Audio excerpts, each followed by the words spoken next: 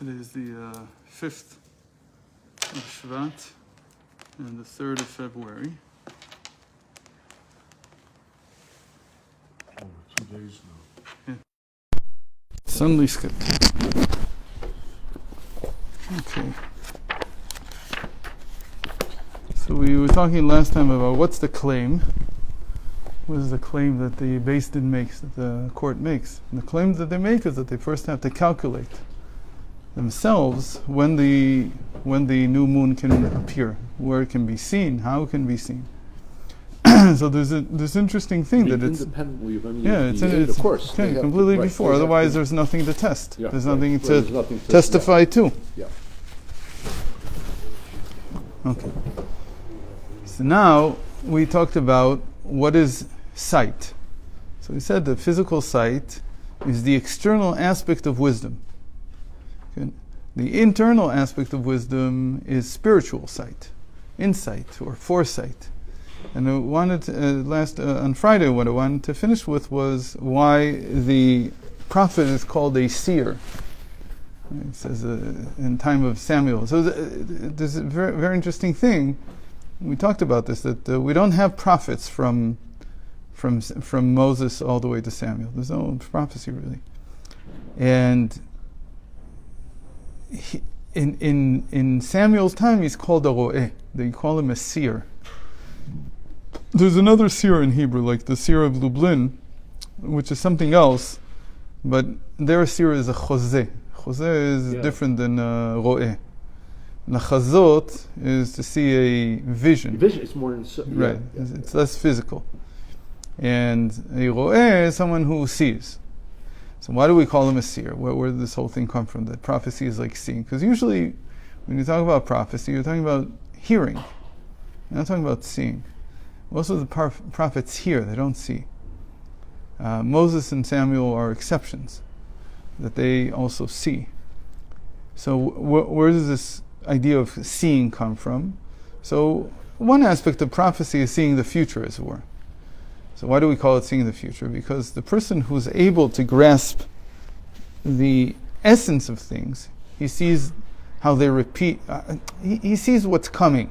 And it's sort of like if you have a blind person who's walking around and you see that he's going in 5 steps to bump into something. And you tell him, in 5 steps you're going stop because you're going to hurt yourself.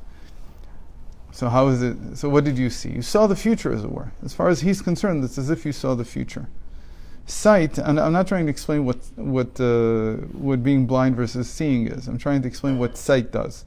And sight is an ability to grasp things non-temporally, not related to time. Whereas hearing, there's no way to grasp things non-temporally through hearing, because you have to hear one word after the other. You can't hear. You can't skip forward. Yeah. But in sight, you can't anticipate. Right? You can't see what's coming. Yes. But you can see what's coming. That's called Ezu Chacham Haro'eh Hanolad. Who is wise? He who sees what's coming, who sees what's being born. So that's the inner aspect of sight. So the inner aspect of sight, how did they do this? This they did through their calculations. To calculate when the moon is going to be appearing and so on, they used actual diagrams.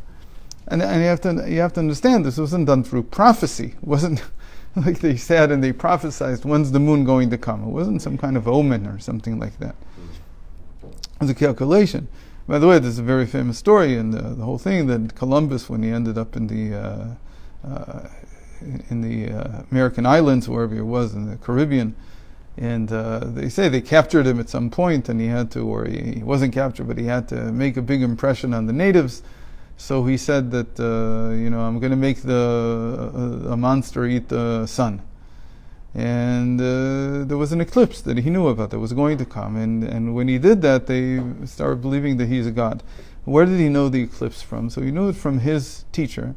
His teacher in astronomy was Rabbi Moshe Zakut, a very famous Kabbalist and Talmid Chacham, a scholar.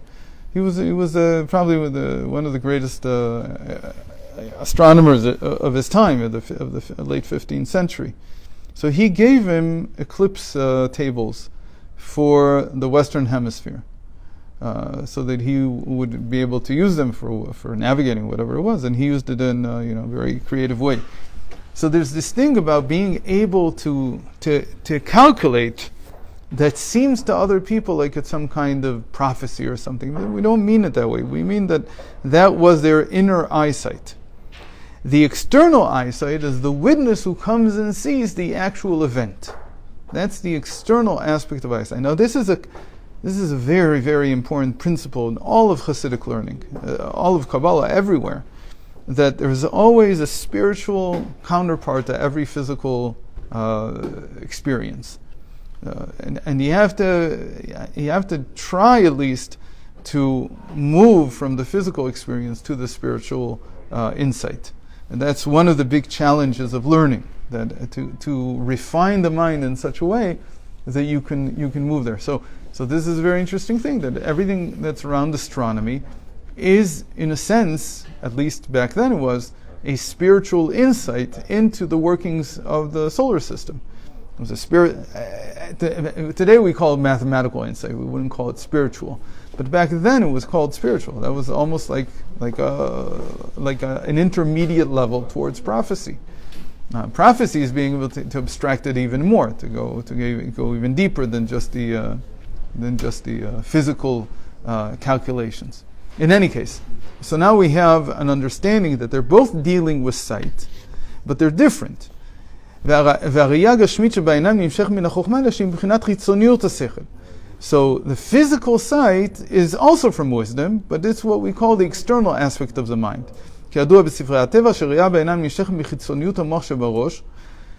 As it's known in the books of natural philosophy, meaning what we would call today science, that sight in the eyes comes out of the external aspect of the brain in the head.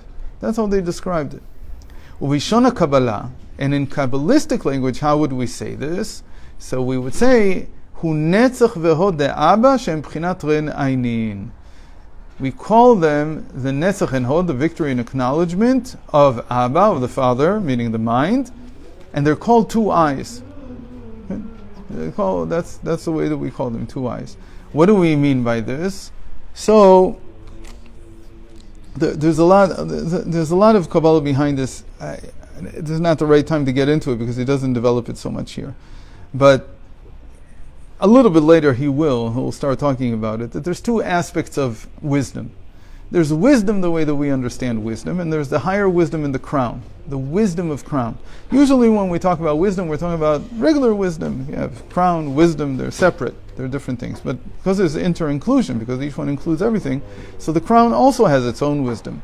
And its own wisdom is different than the wisdom of the regular sfirot, it's called them, the world of Atzilut, the world of emanation. How's it different? That there we say that the wisdom has two eyes. Now, we'll get into it exactly what this is, but in principle, these are like the two eyes. They're literally like the eyes of the congregation. And so we have this phrase, the Einei Ha'edah. He's going to say it in a moment. Einei Ha'edah means the eyes of the congregation, that the judges are called the eyes of the congregation. There it's referring to the higher wisdom, it's not referring to the lower wisdom. But here, he uses the same terminology, and he says that we call this, even in wisdom, when we call it Abba, the lower wisdom, the regular wisdom, we say that it also has Netzach Ve'od, it also has this lower aspect. And Netzach Ve'od הם בחינת חיצוניות המידות ונקראים ערבי נחל שאין בהם לא טעם ולא ריח. And what do we mean by external? Exactly what we meant when we were learning the Gida Nashe, when we're learning about the sciatic nerve. That Netzach Ve'od don't have understanding, that there is just determination to act a certain way, even when you don't have a good understanding of what you're doing. But the common denominator is that they are the external aspect of the person. They don't come from a heartfelt emotion, they don't come from an understanding. So this is what we're referring to when we say that we need two witnesses. We need two witnesses to complete the Netzach Hod of Abba. So the judges, they're much higher. They're something entirely different. They bring down the Yesod Abba. or they bring the Malchus up to Yesod Abba. They create a connection with Yesod Abba. We said Yesod Abba is the ability to propagate, to bring into reality my shlichus, what I've received. Okay? Here, they're not giving anything, these witnesses. They're just reflecting. It's basically like a mirror. And they're called Arvei Nachan, like in the four species, the willow branches, they don't have taste and they don't have smell. And